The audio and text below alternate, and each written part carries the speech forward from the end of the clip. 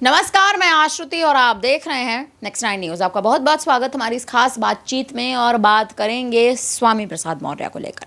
उत्तर प्रदेश में जब से लोकसभा चुनाव के परिणाम सामने आए थे, उसके बाद से ही भारतीय जनता पार्टी के लिए मुश्किलें बढ़ती नजर आई थी, क्योंकि बीजेपी को हार का सामना करना पड़ा था। इसी के साथ साथ स्वामी प्रसाद मौर्य की अगर बात कर ली जाए तो स्वामी प्रसाद मौर्य कुशीनगर की सीट से चुनावी मैदान में उतरते नजर आए थे।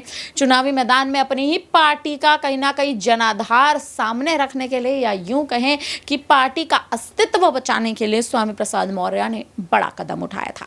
हालांकि स्थिति जो है वो अब कहीं ना कहीं बदलती नजर आ रही है, क्योंकि लोकसभा चुनाव में स्वामी प्रसाद मौर्य की करारी हार हुई थी। स्वामी मौर्य की करारी हार के बाद ही लगातार अब चर्चाएं तेज हैं कि अखिलेश यादव जो समाजवादी पार्टी के मुख्य चेहरे हैं, मायावती जो बसपा सुप्रीमो है, और तमाम अन्य दलों में अब कहीं ना कहीं स्वामी प्रसाद मौर्य अपनी साख आजमाने की तमाम बड़ी कोशिशें कर रहे हैं। इसी बीच आपको ये भी जानकारी दे दें कि जो बड़ी खबरें लगातार आ रही हैं वो ये हैं कि स्वामी प्रसाद मौर्य अगर किसी अन्य दल के साथ गठबंधन करते हैं, चाहे वो दल मायावती का क्यों ना हो, चाहे वो दल अखिलेश यादव का क्यों ना हो, स्थिति कहीं ना कहीं स्वामी प्रसाद मौर्य के लिए भी बदलती नजर आएगी। स्थिति कहीं ना कहीं तमाम उन पार्टियों के लिए बदलती नजर आएगी जो पार्टियां स्वामी प्रसाद मौर्य को मौका देने से कहीं ना कहीं छिटकती नजर आ रही थी।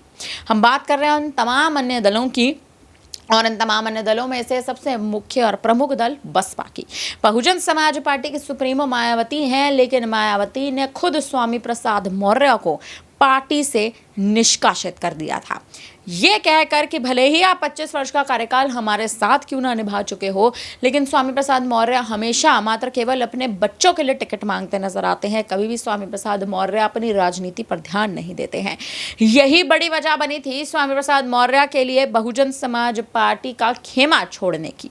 हालांकि उसके बाद स्वामी प्रसाद मौर्य समाजवादी पार्टी में भी पहुंचे, लेकिन समाजवादी पार्टी में भी अपने बच्चों के लिए, यानी कि अपने बेटे उत्कृष्ट मौर्य के लिए, अपनी बेटी संघमित्रा मौर्य के लिए टिकट मांगते नजर आ रहे थे। हालांकि समाजवादी पार्टी ने भी यही बड़े निर्णय और यही बड़े ऐलान करते हुए कहीं ना कहीं जिस तरह से स्वामी प्रसाद मौर्य को दरकिनार किया, अब कयास इस बात पर लगाया जा रहा है कि स्वामी प्रसाद मौर्य मायावती के खेमे में शामिल हो सकते हैं और अपनी बेटी संघमित्रा मौर्य को भी मायावती के साथ, यानी बसपा के साथ ही शामिल करवा सकते हैं। फिलहाल अब देखना ये अहम होने वाला है कि आने वाले समय में स्वामी प्रसाद मौर्य आखिर क्या रणनीति चलते नजर आएंगे। बेटी संघमित्रा मौर्य पर आखिर दाव चलेंगे या नहीं चलेंगे, और बेटी संघमित्रा मौर्य की एंट्री बसपा में कराएंगे या नहीं। फिलहाल अब इस पर आप क्या कहेंगे, आप कमेंट करके हमें जरूर बताएं। तमाम बड़ी खबरों के लिए बने रहिए हमारे साथ, देखते रहिए नेक्स्ट 9 न्यूज।